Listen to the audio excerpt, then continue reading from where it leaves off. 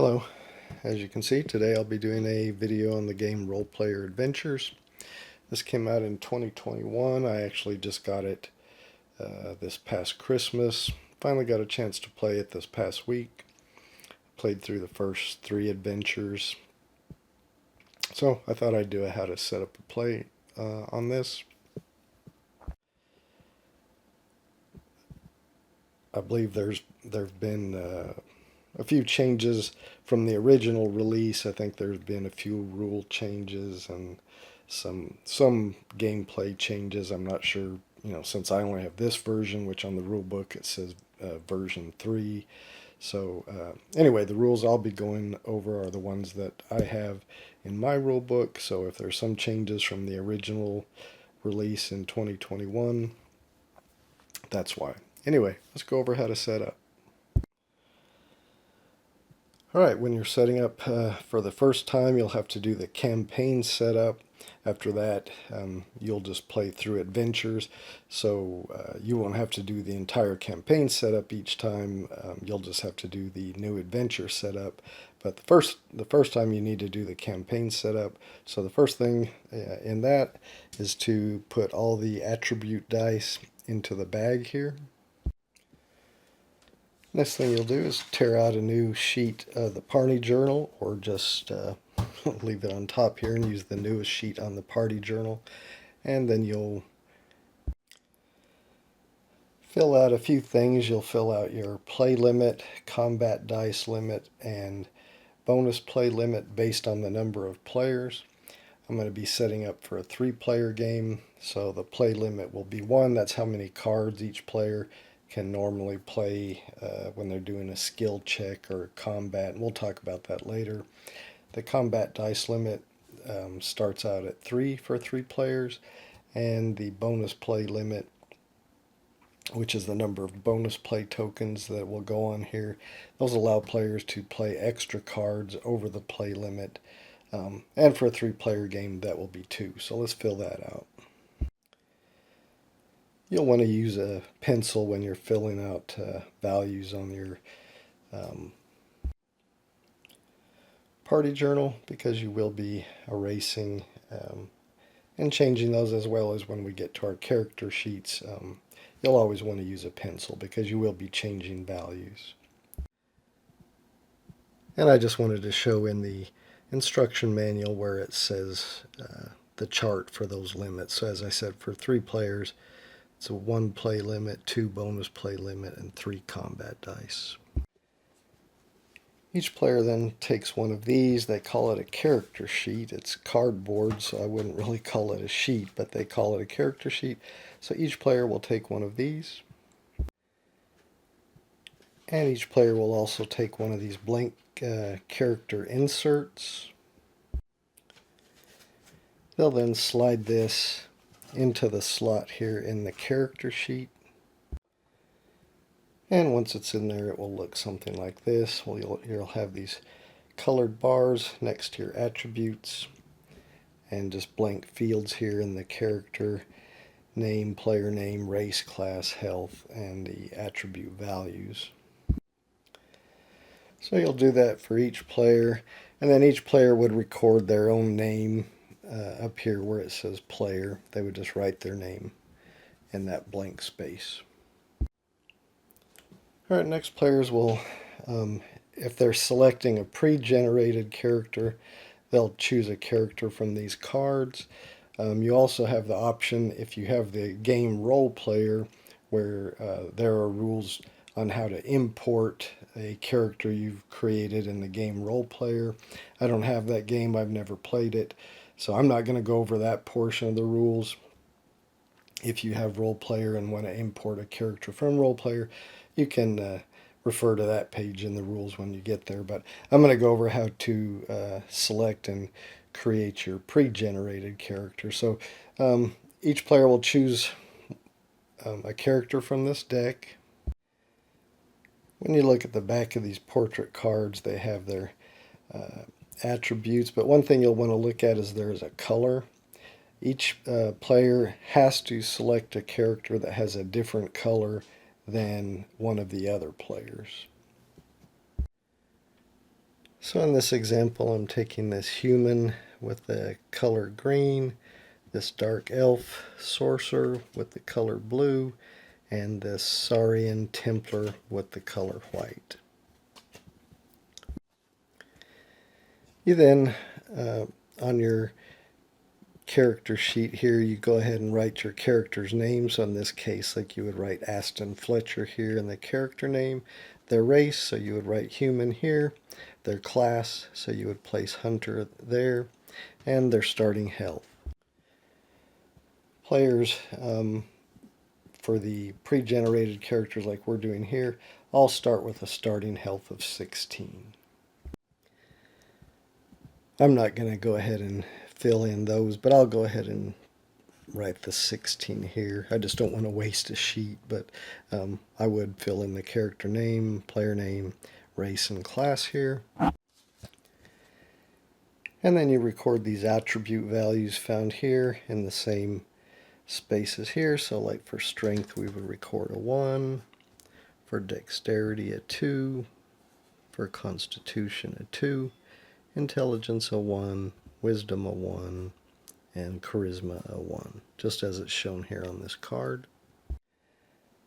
Players will then take these clear cubes, these are stamina cubes, and you'll place the number in the colored row next to your attribute score. So for instance, in the strength here we would put 1 stamina cube, in dexterity here we would put 2, in constitution we would put 2, intelligence we would put 1, wisdom we would put 1, and charisma 1.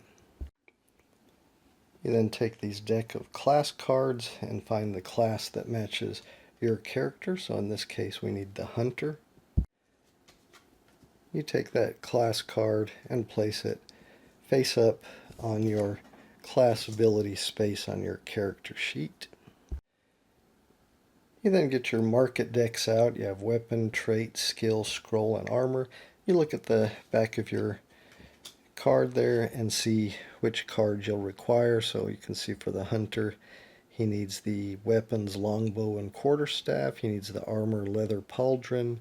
He needs the skills, open lock and subvert. He needs the trait, honorable, and sacrifice, and scrolls, banish. So you find those cards out of those decks and that will form your starting hand.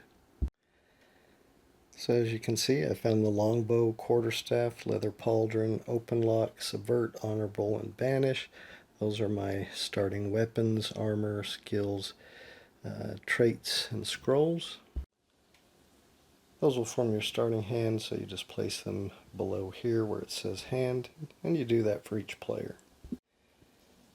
You then get your starting gold. For a 3-player game, you start with 3 gold. You just place that here on your party journal.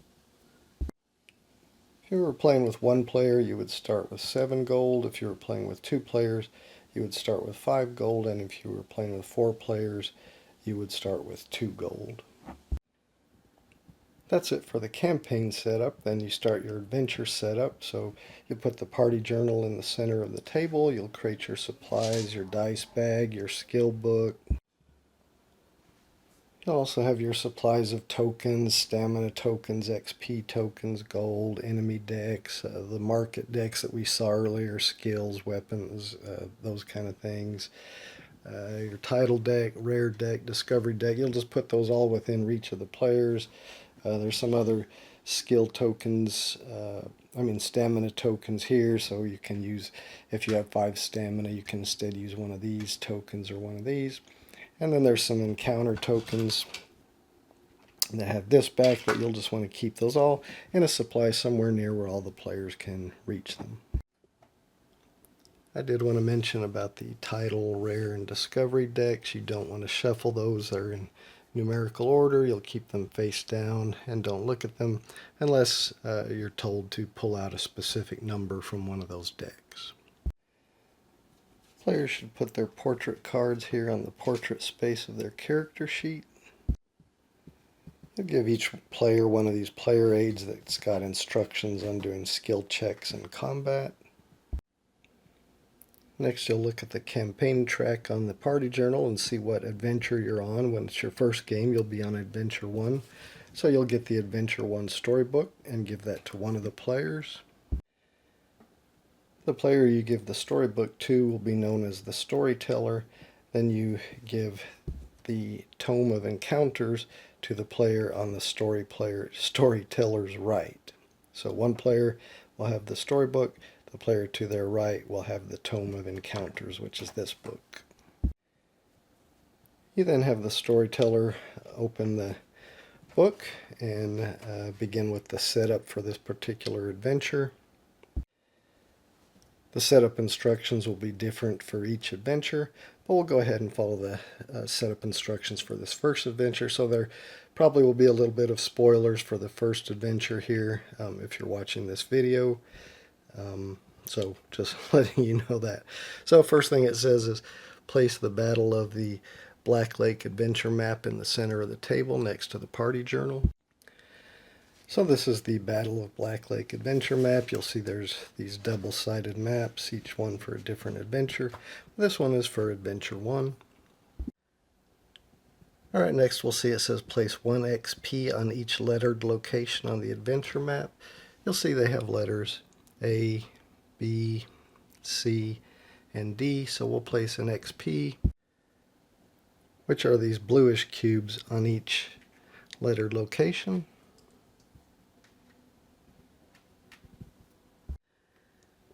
Then you'll see it says place bonus play tokens on the party journal equal to the recorded value. Remember, for a 3-player game, our bonus play token limit is 2.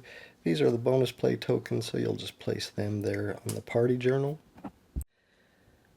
Next, these things are already done. We had just finished. Place each party's hand of cards in their hand space. Place each player's class card face up on their ability space, and fill each attribute row. We've already done that during the campaign and adventure setup previously.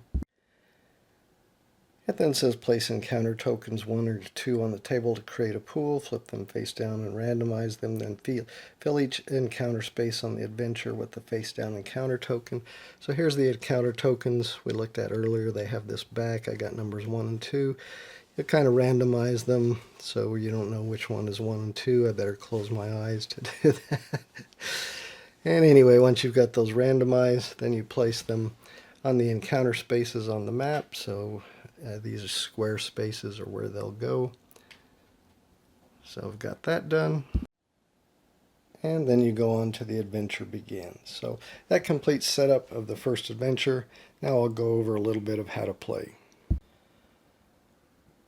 Alright, so the way we play role player adventures, usually at the beginning of an adventure, we'll have you start in a location, somewhere on the map, and you'll use this party indicator to indicate where you are. So, for instance, if the storybook told us to start in location A here, then you'll read in the storybook at the base location. So start storybook 1 and location A, and it will give you some part of the story of what's going on and may give you some choices. When there's a choice, you'll see question marks like here. It will have question marks, and it will give you a choice. You can either charge in and attack, and then you turn to this location in the storybook, or you could explore an area first, and you would change to this location in the book, and it's going to tell you what attributes will be used probably when you turn to that location in the storybook. Besides choice indicators, you'll also have these triangles with the exclamation mark. Those are action indicators, and those you'll always do them in top-down order. But if one sends you to a different area in the storybook, then you won't complete the rest. So for instance, in this one, if there's no XP in this location, you would just immediately turn to section C1 in the storybook and not continue with these. But if there was an XP, then you would skip that and go on down to here. Otherwise, collect the XP from this location. Remember, some of these locations have XP on them, and so you would collect that and you put them on your party journal here. And then you would go down and do the next one. If this one, for example, says if you have the keyword goblin, you then go to section C5 in the storybook, and then you would not do these because you had been sent elsewhere. Now the keywords will be written here on your party journal, and you'll get those when you go to certain sections of the storybook, and it might say record, keyword goblin, and then so you would write goblin here, and later you might get another keyword to write here.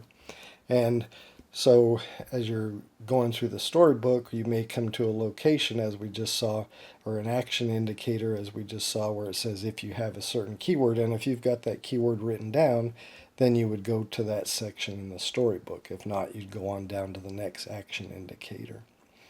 Keywords may be erased during an adventure, but they will for sure all be erased at the end of an adventure, and those keywords will not be used in the next adventure. Similar somewhat to keywords are titles, though those are cards. You remember we have a title deck. So there may be some choices that you make when you're going through your storybook, and we'll see all this when we go through some example turns. You may make a choice.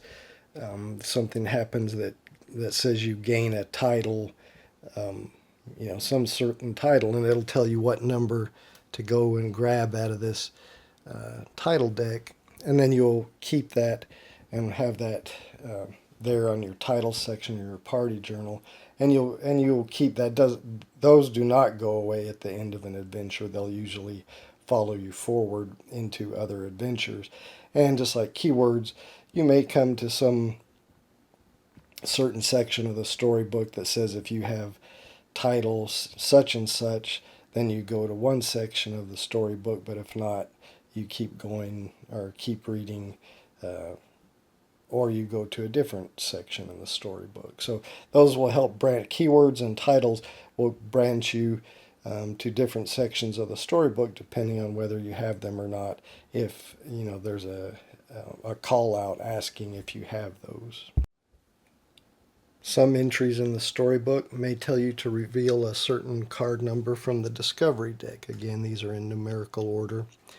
And when you reveal that, when it says to reveal a certain number from the discovery deck, you'll get that. If it can be a map card that will end up going here on the party map, that card will tell you where it goes on the party map. Like it might have this symbol of a star and the number 4 showing you the coordinates of where that will go on the map, and it will actually then add to and extend the map. It could be an item and not a map card, and if it's an item, it goes here in the party journal next to the items, where that's an item that is kind of shared amongst the players and can be used at some point in the adventure. You'll see that sometimes you have choice indicators in the storybook that may say use an item, and if it's an item, if you have items, then you can use that item by turning to a certain section in the storybook, and we'll show how that works here in a little bit. Sometimes something in the storybook may tell you to grab a certain number out of the rare deck. Those are items that one of the party members will end up getting. So all the players will decide amongst themselves which member of the party gets to take that item and add it to their hand. One choice you might have when you're looking at choice indicators in the storybook, you might have use an item, you might have move to another location. So when you move to another location, you move from where your current party indicator is along one of the paths of your choice, as long as it has one of these paths. But if you come to one of these encounter icons, so if you wanted to move like from here, from Borland Prairie, and a choice in the storybook said move to another location, you may want to move to the Goblin Camp. But if you first come to an encounter token like this, you have to stop there and have that encounter. So when you stop at an encounter token, you flip it over and it'll have a number. Remember, we know from when we set this up, one of them has the number 1 and one of them has the number 2. Other maps, you'll have more tokens. You might have numbers 1, 2, 3, 4, 5 on there, or more. And you don't know which one it is, but when you flip it over and see what number it is, you then have the player that is holding the Tome of Encounters turn to the section of the Tome of Encounters that is, in this case, Adventure 1, and then Encounter. If that was a 1, for example, if you flipped it over and that was Encounter 1, you would turn in the Tome of Encounters to Adventure 1, Encounter 1. And I'll just show that real quick. So the player that has the Tome of Encounters, and we'll just flip this over. We'll remix them up when we go through the examples. But so that's a 1. So we know we're on Adventure 1, Encounter 1. So the player with the Tome of Encounters would open this up. We're at Adventure 1, Encounter 1, and they would read this. And you'll see you have some choice indicators of what you want to do. And we'll go through that a little bit more when we go through the example turns. And kind of just like the storybook, that may send you to different sections in the Tome of Encounters. But once you finish the encounter, whatever it is, then you'll remove this encounter token and just put it back in the box, or back in your supply. And then you can continue moving, and then you move on to your next location. And then you would turn in the storybook to the base section for storybook 1, B, where you would then read the base, what happens at the Goblin Camp. Usually, after you've encountered these locations, you'll acquire the XP there and put them on your party journal. And in the future, when you have the option to move to another location, you won't have to stop because there's no encounter there, and you don't have to stop at a location that you've been to before that doesn't have an XP. So if you were here and you wanted to move to this location, you wouldn't have to come here and stop. You could go to location A and read the base entry in the storybook for location A again. But if not, you could then say you're going over here, but then you'd have to stop at this encounter and read in the Tome of Encounters Adventure 1, and we know this is going to be a 2, 2. One thing I forgot to mention, when you move to a new location, like if you'd already passed that encounter and you move to a new location, at the time you move to a new location, the player who has the Tome of Encounters passes it to their left to the storyteller, and the storyteller passes the storybook to the player on their left, and that new player becomes the storyteller. So in that way, I guess players get to take turns being the storyteller and the player who holds the Tome of Encounters. I don't know. I don't know if there's any rhyme or reason to that, other than players may want to take turns being the reader. In my case, I don't think I would use that rule. I would just have one player who wanted to be the storyteller, and they will always keep the storybook, and another player who wanted to read from the Tome of Encounters. I don't really see the need to pass them around every time you move. But anyway, that is the rule. When you move to a new location, the player with the Tome of Encounters passes the book to their left, and which would have been the previous storyteller, and that player passes the storybook to their left, and that player becomes the new storyteller.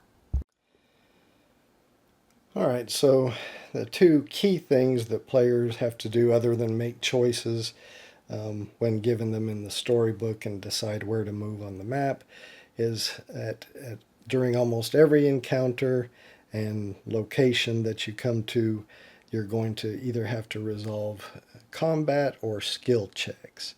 So let's talk about how a skill check works first. So let's say you're at a location and you read in the storybook some passage, and it says, depending on some choice you made, you get this paragraph that says you have to do a skill check, endurance 1. So the 1 is like the level of the skill check that you have to do.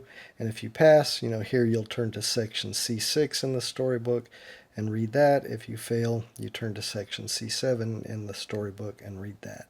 So this portion right here, what tells you which skill check you're doing and which level, is the first thing you'll use.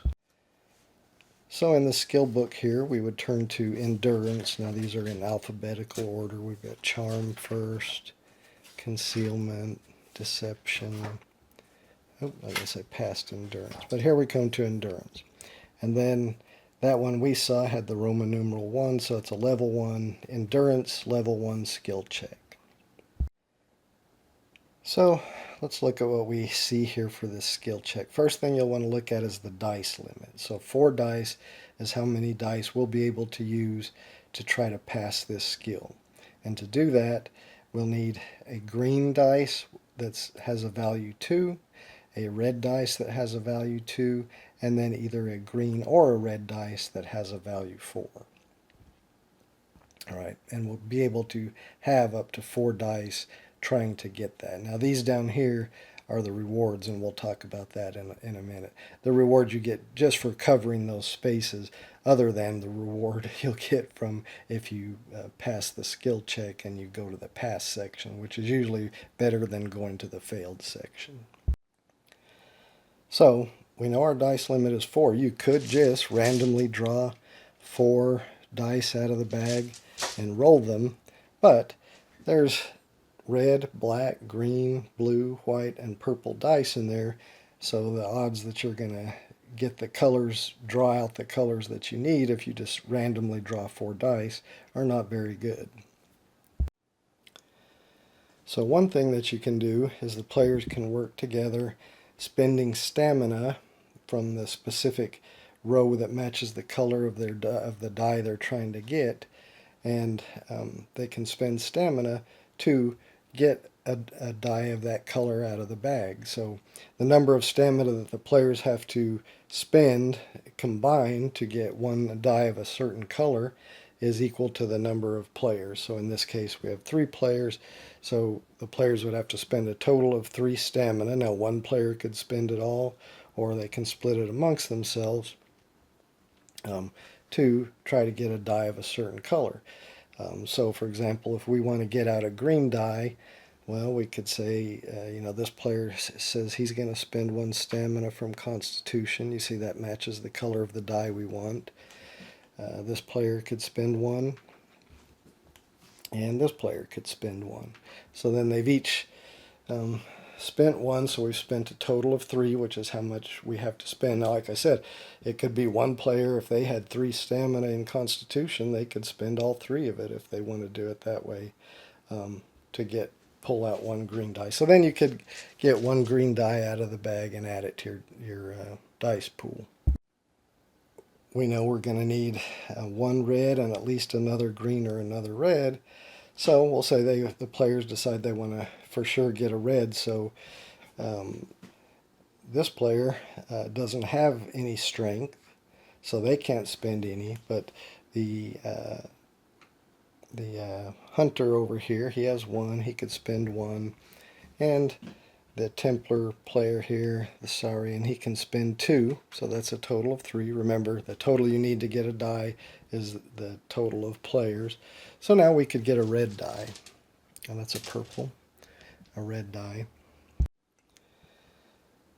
And now we know we need another green or another red, but we don't have enough strength to get another red, and we don't have enough Constitution to get another Constitution. So we'll have to randomly draw the rest of the dice pool just randomly out of the bag. Now, we've already gotten 2. We know we're going to have a total of 4, so we'll have to randomly draw 2 dice out of this bag. All right, I randomly drew 2 more dice to form our dice pool of 4, and unfortunately I drew blacks. Once you've got your dice pool, you then roll those dice, and that was not a very good roll because we didn't get any of the numbers that we need. Now, before we continue on with that, I should have mentioned that, when I was mentioning you can spend stamina from the attribute row to try to get another die of that color. You can also, if you don't have an attribute of a certain color, you can spend attributes from or stamina from another attribute, but at a 3-to-1 ratio. So if we needed uh, one more, like we had, if we wanted another green, well, we've got one here from this guy. She doesn't have any, but he has one, so we could add two. We need one more, so we would have to have 3 other stamina spent from another attribute to go ahead and get that one extra constitution that we need. So if you can't spend it from the color that you need or from the attribute that you need, you can use another attribute, but you have to spend at a 3-to-1, so 3 for every one that you would have spent. So that's not that's not very good when you have to do that. But anyway, I just had forgotten to mention that. So let's go back to, we had rolled our dice, and now we'll see how we can manipulate these dice to try to get the values that we need. So the players can all use now, they can play one. Remember, our play limit is 1, so each player can play 1 card from their hand to try to manipulate those dice, as well as they can spend their class ability, like for instance the sorcerer here could choose a value, re-roll all dice of that value on dice slots and in the dice pool. But when you use that, you flip it over, and then it's not available to you again until you've rested, and we'll talk about resting later. But just to show an example of that, we could say the sorcerer wants to use her ability. So she's going to choose a value. Maybe she's going to choose the 6s, and she's going to re-roll all the 6s. So we get to re-roll this black and red 5 or 6. And unfortunately, that did not help much at all. So looking at the hunter's cards, he has this subvert card, which these symbols, it kind of takes a little bit to understand what they are, but there's a key in the back of the book that says what they all are, but they're pretty easy. So this one, if he can play this card, discard it here into his discard area to flip a green or a red die, the slash means or, to its opposite side. So let's say he wants to play this. So he's going to flip a green die to its opposite side. So he can flip this 5 to its opposite side, which is a 2, and then he'll be able to use that to cover that slot. So now we just need to cover these other 2. But the play limit is 1, so the hunter has played all the cards he can play currently, unless he uses a bonus play token, which would allow, when a player uses that, they put that in their fatigue area, and that allows them to play 1 additional card. But there's only 2 of those, and once they're in your fatigue area, you don't get them back until you rest. And again, we'll talk about resting later. But let's see what the sorcerer here has to spend. So the sorcerer, looking at her card, she has this card Nimble. And looking at this, it lets her take 1 dice of any color and change it to a green or a red. So she can play that into her discard, take a dice of any color. Now it maintains its value, but she can make it either a green or a red. So she can take this black and turn it into a green or a red, and she's going to play that here. So you could get a dice of a different color if you wanted to, or you can just know, hey, I've made this into a green, and I'm going to put it here. So now the only one we have yet to cover is the red 2. But the sorcerer has played their card, so now let's see what kind of card the Templar might have. Well, they have this Chain Gorget card, which allows them, this is a re-roll symbol, so they can re-roll a red or a white die. And they could play any number of additional chain armor cards, so later if they get additional chain armor cards, they could play them, and they would not count against their play limit. Now, currently, this is the only chain armor card they have. So they're going to play that and re-roll their red die, and hopefully we get a 2. and unfortunately we got a 4. Now, all the players have played one card, so that's their play limit. They can't play another one, but they could, like I said, they have these 2 bonus plays, so they could spend one of those to play one other card. So maybe the Saurian Templar here wants to play another card. They have this Blessed Mace, which lets them decrease a red or white die by 1 or 2. So if they discard that, they can decrease a red die by 2. So they could decrease this 4 to a 2. Now, we've passed the skill check. We've covered all the spaces that we need.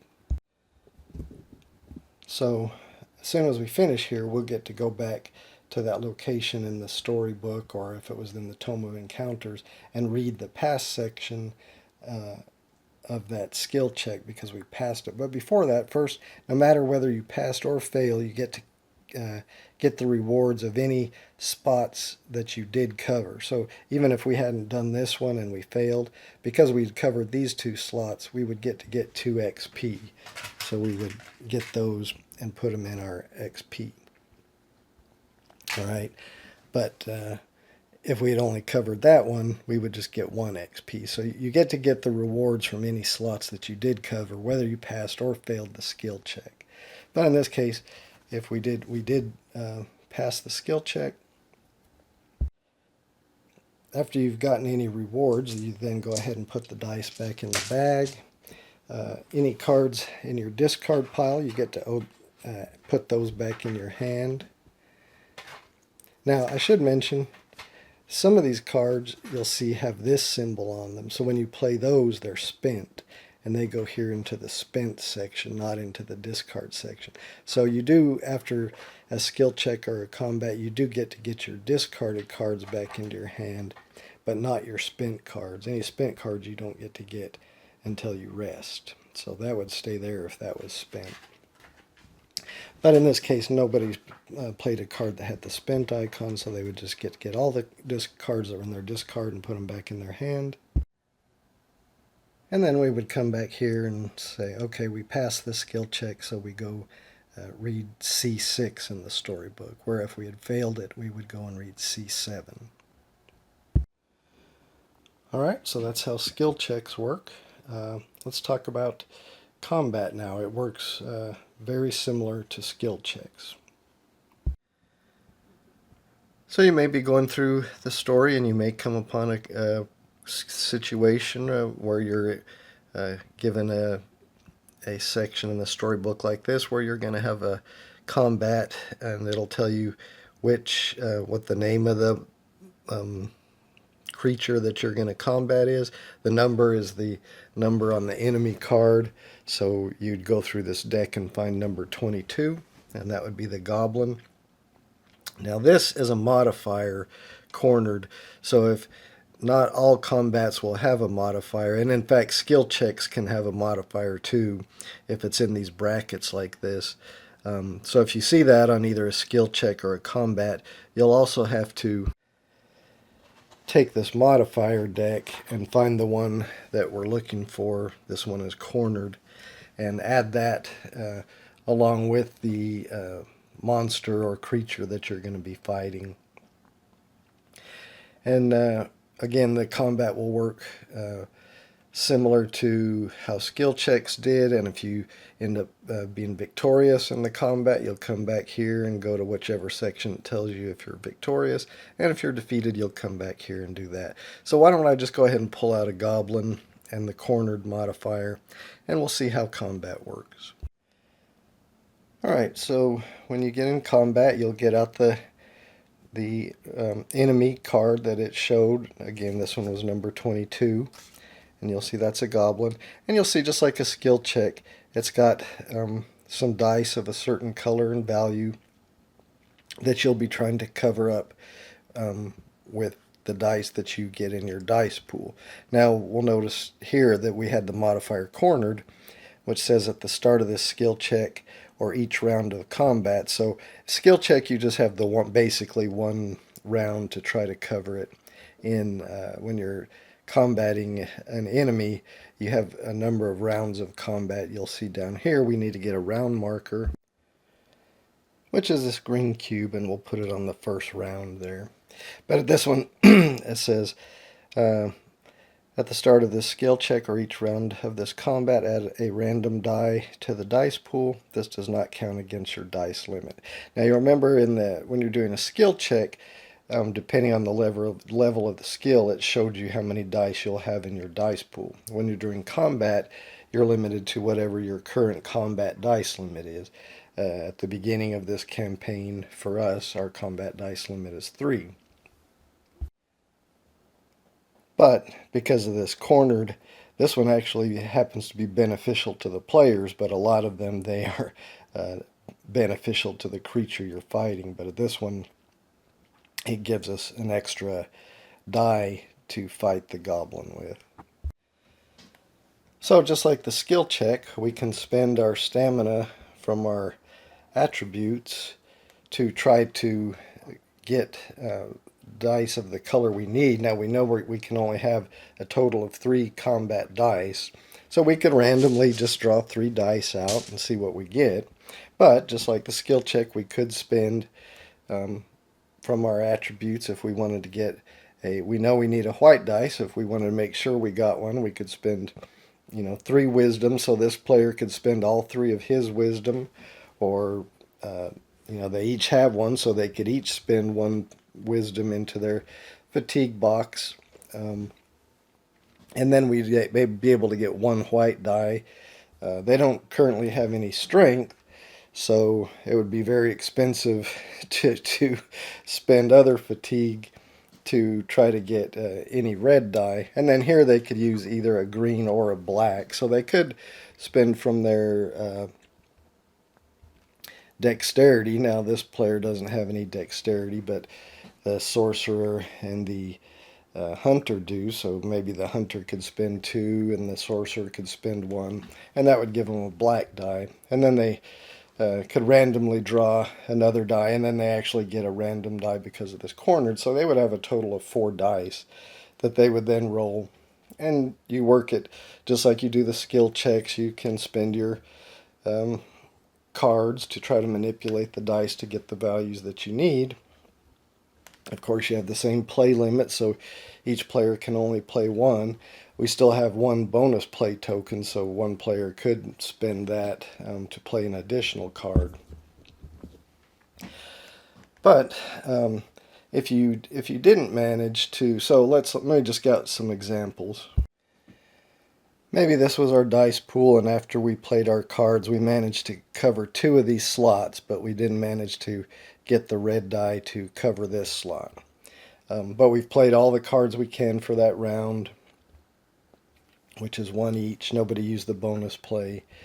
So if you defeat the enemy after the first round, then which we didn't here, but if you managed to cover all of the slots, then just like the skill checks, you would gain the reward shown on the icons on the right here. So you'd gain an XP here for this one, and I'm saying if we'd covered them all, let's say this was a red one, and we defeated him, then we'd gain an XP here and an XP here, and that's it. Then we'd put the dice back in the bag, and we'd go back. We could get any cards that were in our discard pile, put them back in our hand, and then we'd go to the section where it said we defeated the monster, or we were victorious in the combat, and read that. But if after you did your first round of combat, every player played their 1 card that they can play, manipulated the dice, you still weren't able to defeat them, you were able to cover some of them, then you go on to the next round of combat. But there are penalties for that. So for any dice slot that you weren't able to cover, each player has to suffer an amount of fatigue as shown with this red icon. So because we covered these, we wouldn't take any damage from those, but because this one was not covered, each player would have to put 3 stamina cubes from the supply into their fatigue box. They don't take them from their attributes, they take them from the supply and put them into their fatigue box.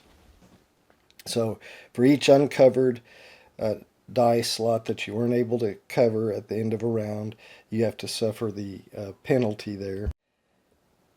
And those are called counterattacks. Then you also suffer the penalty for the next round box over. So here, each player would have to get one more fatigue or one more stamina from the supply and put it into their fatigue box. And then you'd go ahead and slide the round marker over. Any dice still in the dice pool you put back in the bag, and then you start over a new round. You leave those covered, but you start over a new round with your combat dice limit, and you can then spend stamina from your attributes again to get dice, or just draw randomly. Again, up to your dice limit, and because of this modifier, one additional die. And you have another round where you get to try to cover that slot. If you're able to, then you defeat, you're victorious, and if not, then you can actually have up to one more round, again, suffering any counterattacks and the penalty from the next slot. So that's how combat works, just very similar to skill checks. Now let's talk about stamina in your fatigue box. So that's the stamina that goes into your fatigue box from counterattacks and from spending it from your attributes. Those are sort of like your health. If you ever have a number of stamina tokens in your fatigue box equal to your health, which we started out with 16 health. So if you ever have 16 stamina cubes in your fatigue box, then you're exhausted and you can't contribute anymore to combat or skill checks. If the entire party ever becomes exhausted, then you'll still continue to follow the prompts in the storybook, but at some point following those prompts, it's going to direct you to your first death, because you've all been exhausted. You'll have to mark one, if it's your first death, you mark off the number 1 in the box. And then in the Tome of Encounters, there's a section for death, so you would read your section, the death section 1 for your first death. And I'm not going to go through all that, but basically it kind of resets you with some penalties, similar to how a rest works. And now we should kind of talk about resting, because as I mentioned several times, the only way you get your spent items back and get fatigue out of your, or stamina cubes out of your fatigue box, and reset your attributes, reset your class ability card if it's been flipped over, is by resting or dying. Dying is not the preferable way. So at some point, you'll be given an option in the storybook. One of the choices you'll have is to rest. You have to have at least 1 XP on your party journal in order to rest. But if you choose to rest, then you'll place a stamina cube on the rest track. So the first time you rest during an adventure, you would put it on the leftmost box. The next time you rest, you'd put it here. The next time you rest, you put it here. If you have to rest a 4th time, there's a penalty for that. Besides spending XP, one player has to return one of their cards from their hand, discard, or spent area back to the deck from whence it came. So that's a pretty harsh penalty, so you really don't want to have to rest more than 3 times if you can help it. But anyway, let's go back to what happens when you rest. So first thing you'll do is put a stamina cube on the rest track. Then you'll spend at least 1 XP. For each XP that's spent and put back into the supply, the players will be able to each roll that many die, and whatever their result is, they get to return that many stamina from their fatigue box back to the supply. So if you just spent 1 XP, each player would get to roll 1 die, so they would get to return from 1 to 6 stamina from their fatigue box back to the supply. If you spent 2 dice or 2 XP, then each player would get to roll 2 dice, so they would get depending on the results, return from 2 to 12 stamina from their fatigue box to the supply. So that's kind of healing, basically, because remember, if your stamina in your fatigue box ever equals your health, then you're exhausted, and that's pretty much like being killed, or you're basically not able to help in any way. You can still give input to the party of what you think they should be doing, but if there's a skill check or a combat check of any kind, you won't be able to use your cards or contribute stamina or your class ability to help in any way in that. So anyway, you spend XP.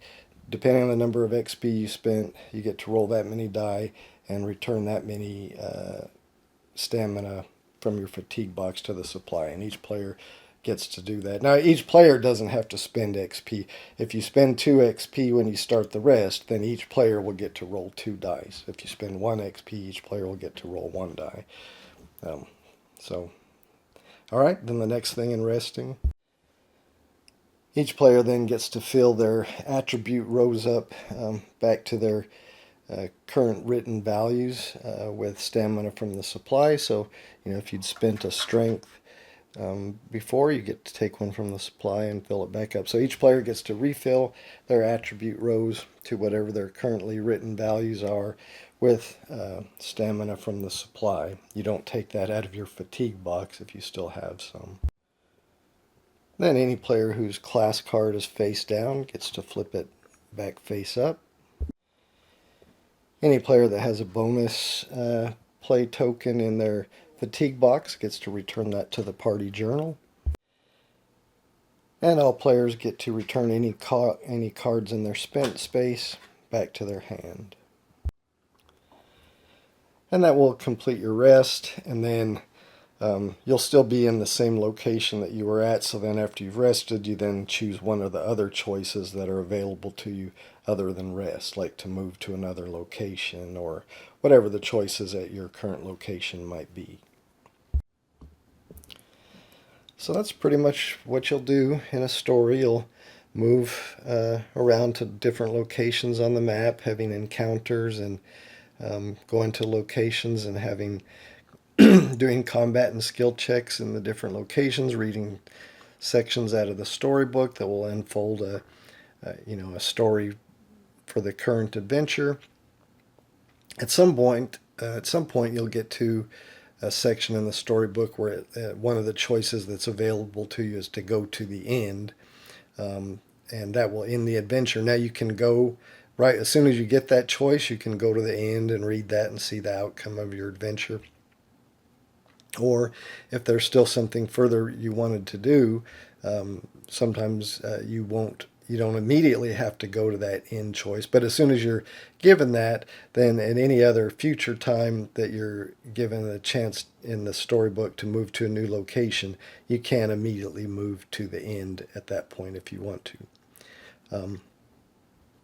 But that's essentially how you play. You'll move around, making choices, having encounters, as I said. You'll be collecting gold and experience as you go to these different locations and make choices and encounter enemies, or, not every person that you encounter or every being that you encounter is an enemy. Sometimes you'll find friendly people. But anyway, at the end of the adventure, you'll have accumulated some experience and some gold, and at that point you can, after the adventure is over, you can do what's called character advancement. And when you get to that, you will take all the market cards, for skills, armor, weapons, traits, scrolls. You'll shuffle those up. You'll put the decks out on the table, and you'll flip the top card from each one, just as an example. And you'll have the opportunity to purchase one of those. Your party will have the opportunity, because it's the party's gold. So you'll have to make choices amongst yourselves about which of those items you're going to purchase. This is the cost in gold, but you'll see some have some modifiers. So this says minus dexterity. So the person that purchased this one, if for example it was the sorcerer that was going to purchase this, because their dexterity is 2, as seen here, this would have a cost of 5 for them. So there'll be one market card available from each deck to be purchased. So one from armor, one from weapons, one from scrolls, one from traits. So the players will have a choice of what they want to spend their gold on. As I mentioned, there may be some discounts depending on an attribute. There's also some that will show a discount depending on the race.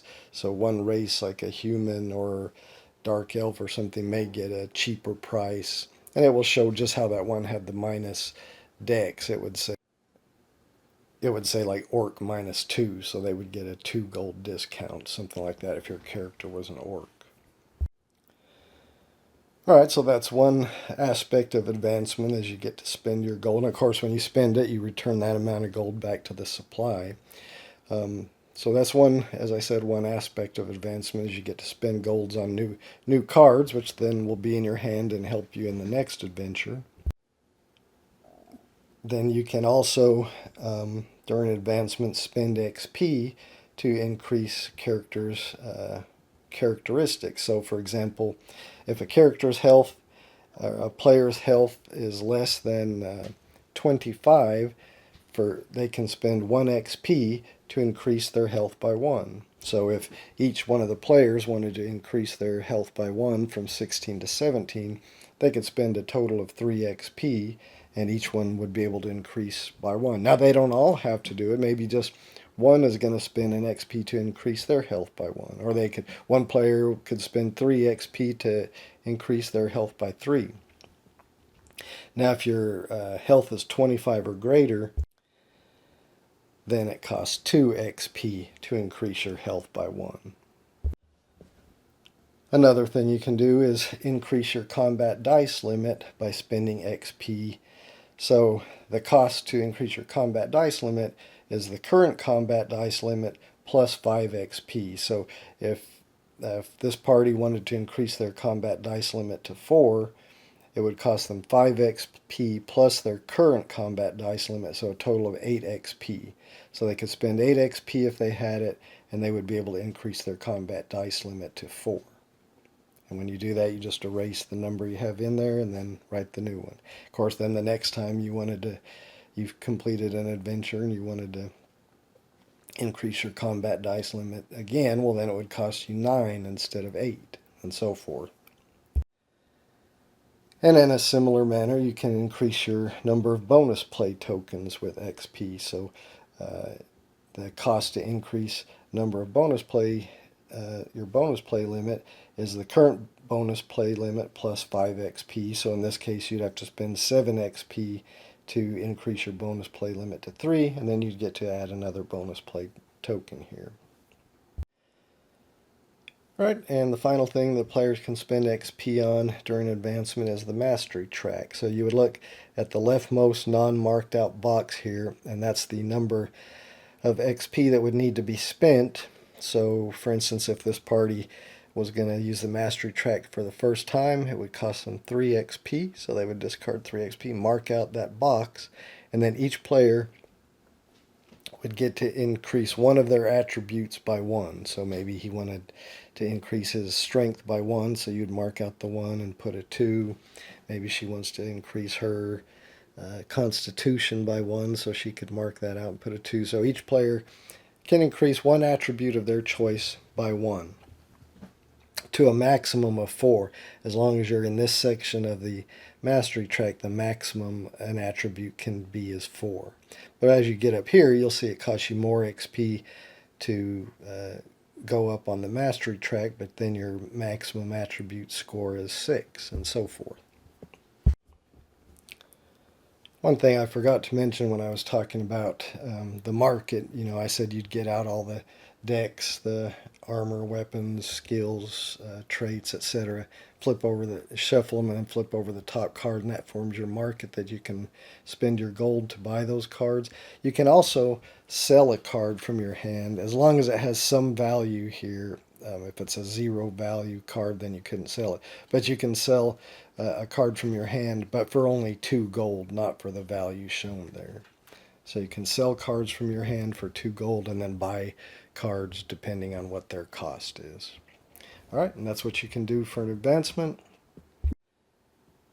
And then you can prepare to go on your next adventure by saving the campaign progress, and you do that by doing the following steps. You'll erase all keywords that you have in your keyword box. You'll return all stamina cubes that are on the rest track to the supply. And I should mention there's a couple of sizes of stamina cubes in here. These are a value 1. These larger ones are a value 3. And then, as I mentioned, we also have these tokens that count as 5 and 10. So just wanted to mention that. All right, so you erase the keywords, return any stamina cubes on the rest track to the supply. Any map cards that were put on the map from the discovery deck, you'll put them back in the discovery deck in the numerical order that they go. Any items that you had from the discovery deck, you'll put those back in the discovery deck. Any title cards that you have, you're going to keep those. So if you're going to just go on to the next adventure right away, you can just leave them on the party journal. Otherwise, if you're going to store the game away and play it later, there is a slot here where you can place your title cards that the party has. Any unspent gold or XP, if you're just going to continue right away to the next adventure, you can just leave it on the party journal. If you're going to store it away for playing another time, you just write the amount of XP and gold that you still had on your party journal there, and then go ahead and return the XP and gold to the supply. Same with the bonus play tokens. You can go ahead and put them back if you're going to pack the game away, but if you're going to play again right away another adventure, you can just leave your bonus play tokens there on the party journal.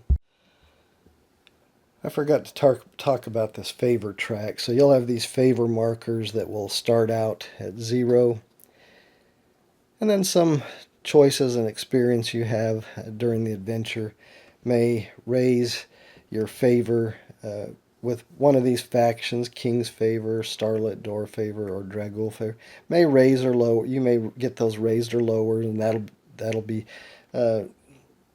told to you during the story, depending on what happens. That you may or it may say raise King's favor or lower King's favor. So you'll have these marking your where you are on those favor tracks for those particular factions.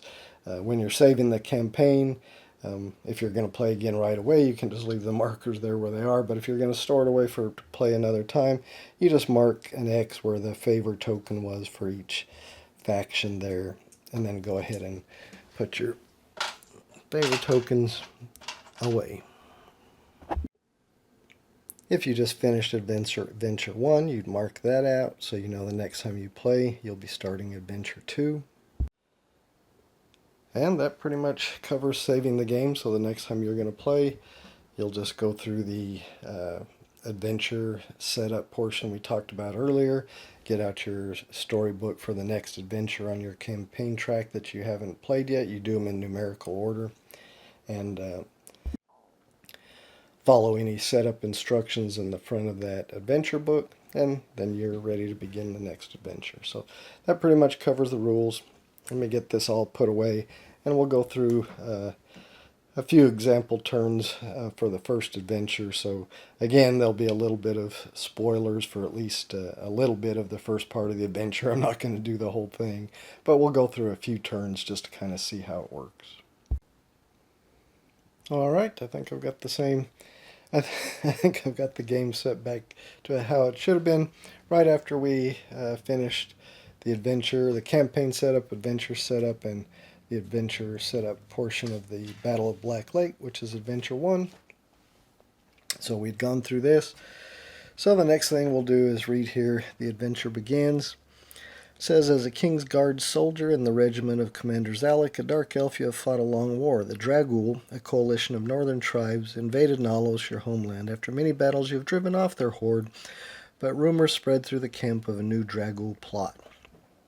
One night you are summoned to Commander Zalek's tent, where you find him arguing over a map with General Grick, an orc.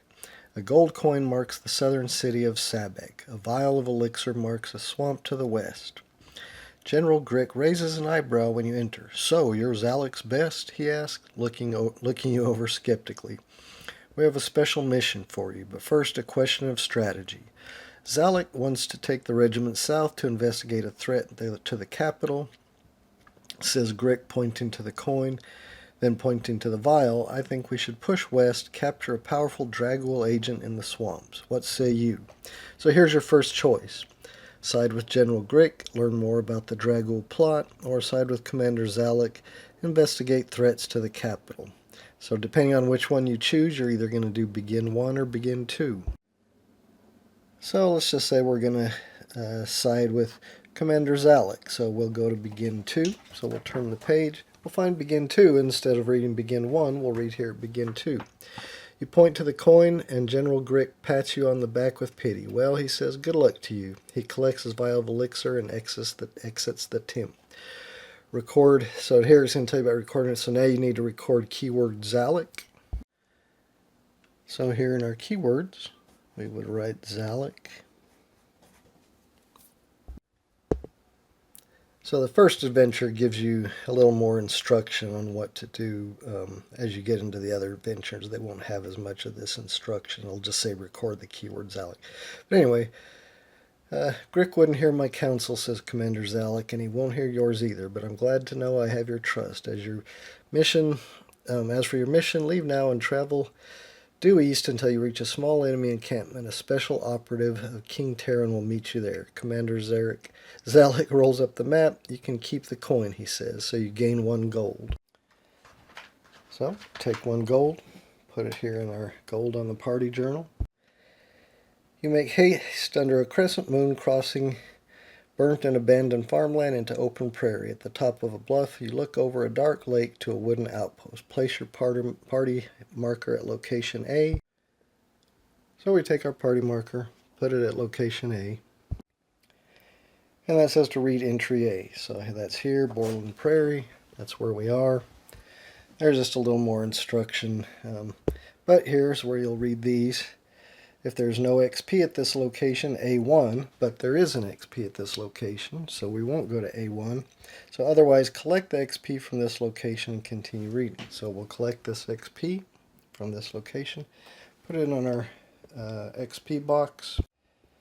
So I'll read this part here. It says, as you look over the lake, a voice calls from a thicket behind you. Care to join me? You turn to discover a friendly halfling roasting apples and hares by his fire. You look like you could use a meal. You disregard the halfling, and he chuckles, then stands to salute you. Tarek Nowlin, special operative of King Terran, confidant of the immortal night, and bearer of bad news and terrible secrets. Now come, eat and rest, for we have hard work ahead of us. As you eat, Tarek speaks in a hushed voice. The lake below is dark, for the Dragul filled it with blood and ashes of their dead. Our mission is to secure the outpost. The northern shore is guarded by an encampment of goblins up here. This is the outpost that you need to secure. Weak but many. Gnolls stand watch to the south. That's the Gnoll camp. You go one way and I'll go the other. Burn down their camp and signal your progress. I'll do the same. Tarek pulls something from his pack and tosses it to you. We'll need this at the gate. So then it says, that's all where I was just reading. Then it says revealed Discovery Card 65.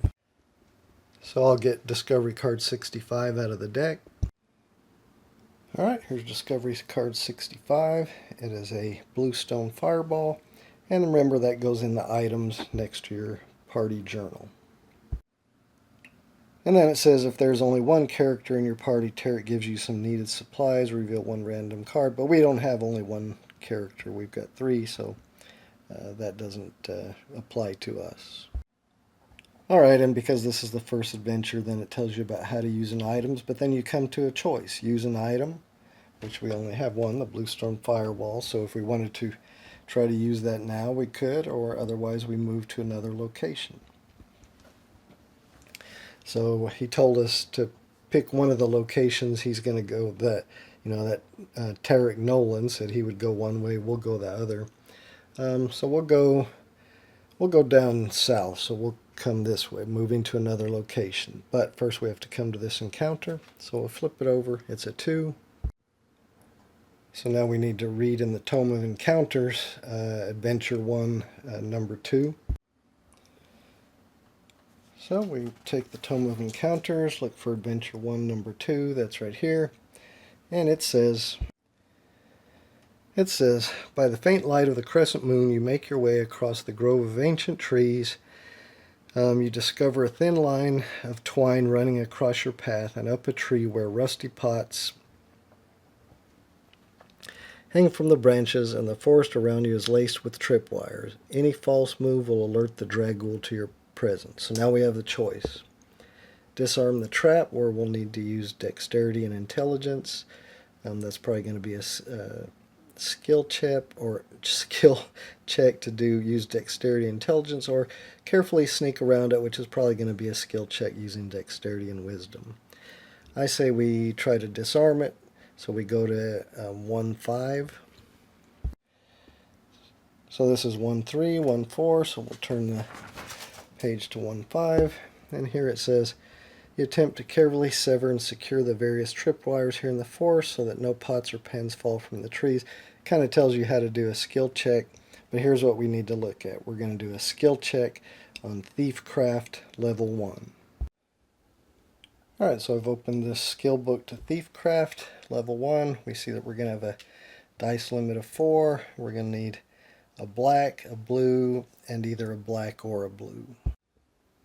So now our party members can decide if they want to spend any of their stamina in their attributes to try to get those dice. So I think we're going to try to get a black. So this player doesn't have any dexterity, so he can't spend any. So we'll have our sorcerer here is going to spend 1. Remember, I have to spend 3. It's the number of players. And our hunter will spend 2. That's 3. So now we get to get a black die. Alright, so I've got that. I think we're also going to try to get a blue, which is intelligence. So our, again, this player over here doesn't have any intelligence, but our sorcerer will spend 2. Oh, sorry, that's wisdom. I'm trying to get blue. 2 intelligence. And our hunter will spend 1 intelligence. That'll allow us to get 1 blue die. So I will get that. I think that's all we're going to spend. Our dice limit is 4, so now I'm just going to draw 2 randomly out of the bag.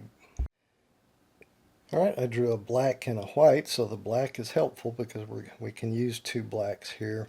White is not really going to be too helpful, but anyway, that's our dice limit of 4. So now we've got our dice, so we'll roll them, see what values we get. That was a 2, sorry. Lord, I rolled a bunch of 2s. Alright, now 2s are not helpful. We need all 6s. Alright, so now our players would look at their cards in their hand and see what they have that they can use to help manipulate those dice to get what we need. Looking at the Templar's cards, he really doesn't have anything that's going to be very helpful. Kind of like we did in our walkthrough, I think the sorcerer is going to spend her class ability to choose a value and re-roll all dice of that value. She's going to choose 2. So we're going to re-roll all 2s. And I don't know that that helped us at all. The hunter has their longbow, which they can discard, and that allows them to increase a blue or green die by 1 or 2. They can also has this strike 2, where they can spend 2 stamina from their intelligence to return this to their hand afterward. But I don't think we need to do that, so we're just going to play that, and we'll increase a blue die by 2. So that way we can increase this blue 4 by 2 to make it a 6, and then we can cover that spot right there. I've looked at the sorcerer and the Templar, and they just really don't have anything that is going to help us here. The hunter does have this, where they could re-roll a black die, they've already played their one card, so they'd have to use a bonus play token to play that one. I guess I'll try it. So they're going to spend the bonus play token that goes into their fatigue. So now they can play another card. They're going to play their leather pauldron to re-roll. They can re-roll a black or a purple. They're going to re-roll this black, and we hope for a 6. And we got it. We got a 6. So we'll cover this slot with it. So we still need this black to be a 6. Well, again, these people don't have anything helpful. But the hunter does have his class ability. Choose a die in the dice pool, then discard any number of skill cards. For each card discarded, increase that die by 1. Well, so we'll just say he'll discard this one and this one, so he's going to discard 2, so he can increase a die by 2. He'll increase this black die by 2. So now we've managed to cover all the slots, or all the spots for that skill check. Oh, sorry, skill card. I can discard this one, but I need to discard this one because that's another skill card. Those are both skill. This one was a trait. All right, so we can still discard 2 skill cards. Change that to a 2, but now we've used this ability, so we have to flip it over. But we've successfully passed the skill check, so we can go ahead and gain the rewards for covered slots, so we get 2 XP. So we'll take 2 XP out of here, put it here. Return all dice to the bag. We don't need this anymore. We can, any discarded cards can go back into our hand. So he's the only one that played any, so they can go back into his hand. Nobody played any spent cards or anything. So we'll go back to our skill check, and since we passed it, we do the pass, which is you disarm the trap, and we go to 1-13. So we got to turn the page to get to that. 1-13 says, with a bit of know-how and a lot of elbow grease, you disarm the trap and move forward without fear of alerting the Draggle camp. You hope that the rogue is having as much luck on their side of the lake. Record the keyword clear. So we'll write clear in our keyword box. Tarek is handling his side of the lake. Remove the other encounter token from the adventure map and return it to the box. So this one, we just remove it. And continue to 1-14, which is here. Before heading forward to the camp, you take a moment to catch your breath. The crescent moon reflects eerily off the grassy black surface of the water. And then, because this is the first adventure, it tells you how to rest and says you should now rest. So you have the choice. You could rest or move to another location.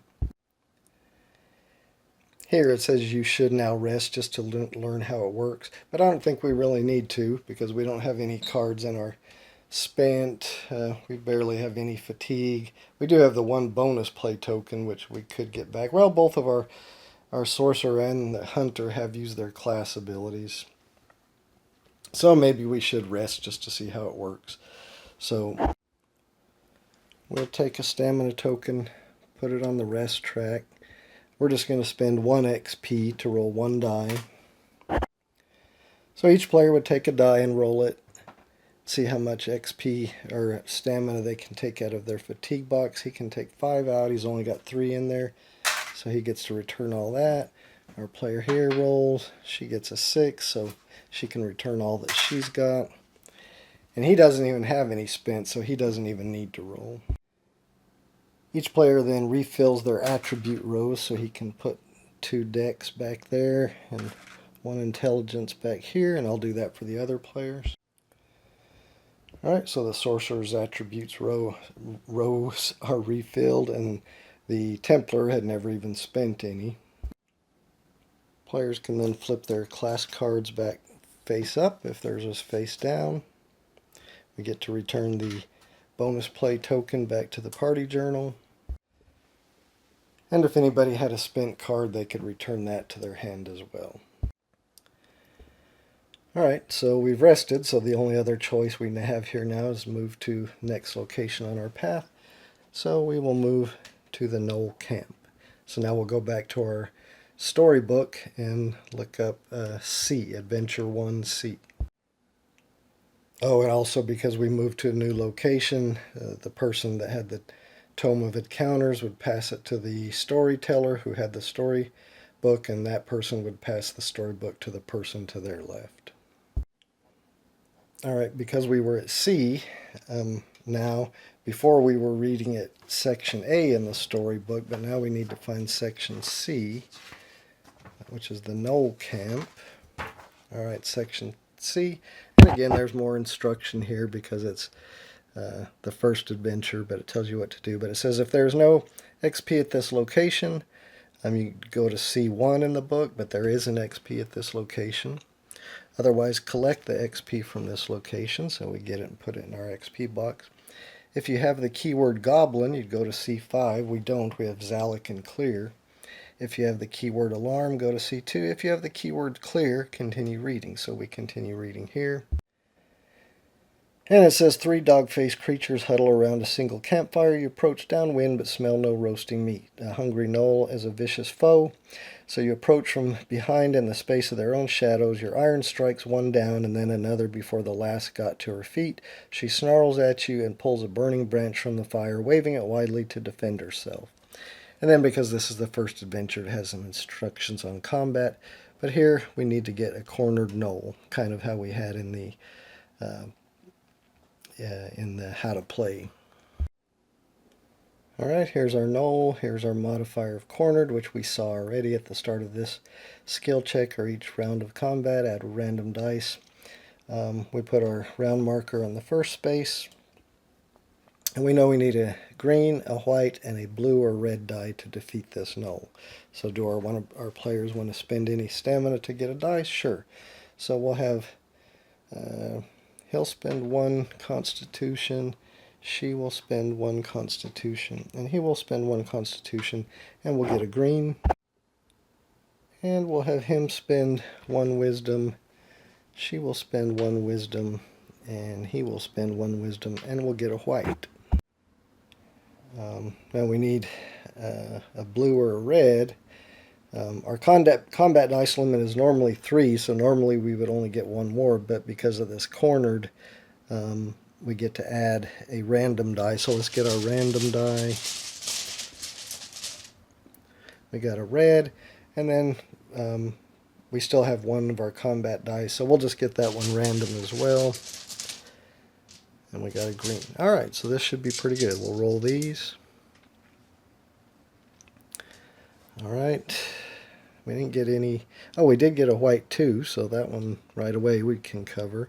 And we got a red 2, so that one right away. So all we need is the green 1. So we will have our hunter. He's going to play his subvert card. And that just goes into the discard. So he gets to flip a green or a red to his opposite side. So he's going to flip this green to his opposite side, which is a 2. Still can't go on there. But then our sorcerer here can, she can play her wand. Now it has this symbol, so it goes in the spent. But that lets her raise or lower by 1 a green or a red die. So she's going to lower the green by 1 to a 1 and put it there. And we've defeated the gnoll. We don't even have to go to another round and take any counterattacks or anything. So first we gain rewards from covered dice slots, so that's going to be 2 XP. So we get the 1 there and the 1 there. So we get 2 XP. Put it in our box. Return all dice to the bag. Cards and discard spaces can go back into our hand. She spent 1 in the spent, so that doesn't get to go back into our hand. That's not in the discard space. This player didn't play any. We'll put this round marker, enemy, and modifier back in their decks. Now we can go back to the storybook, and we were victorious, so we turn to C3. So we turn C3 is right here, and we read here. The Gnoll retreats from your blades and flee back toward their homeland. As they run, you set fire to their tents. By the light of the burning camp, you find something the cowards left behind. Revealed Discovery Card 86. So here is Discovery Card 86. It is a lodestone pendant that goes with our items over here next to our party journal. We record the keyword Gnoll. So,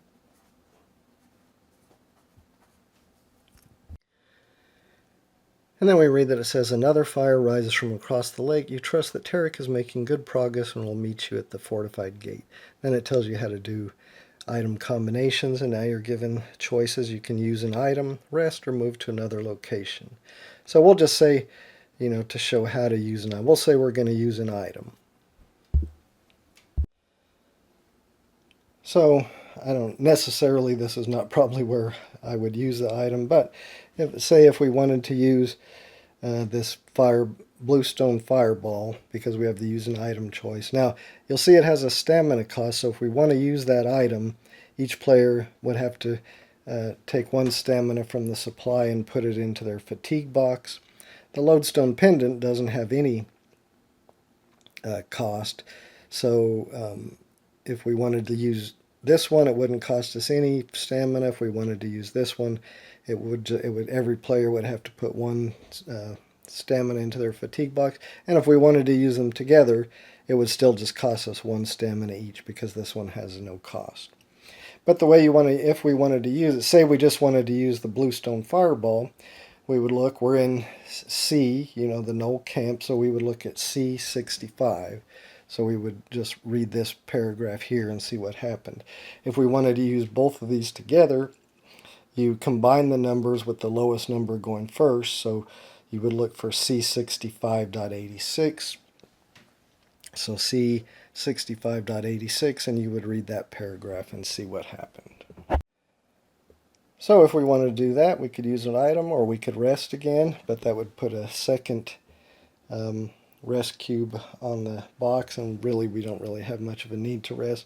Or we could move to another location, so we could go back all the way around to Goblin Camp, because you don't have to stop to locations you've already visited. Now we could stop in Borland Prairie if we want and see if something has changed there. Remember, because you go to a different section at A if there's no XP there. Or we could go on here to the outpost wall and see what happens. But I think I'm going to stop there.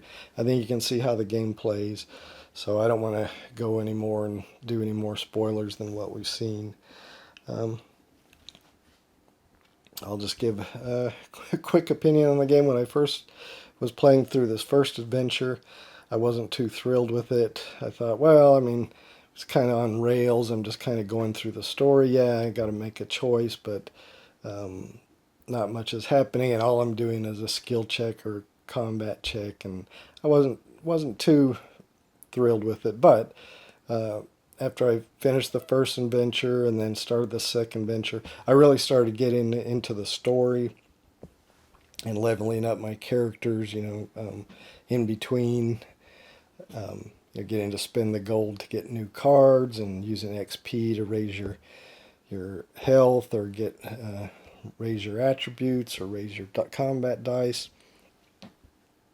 And anyway, as I got into the second adventure and third adventure, I really started to enjoy this game. So I've only played through the first 3.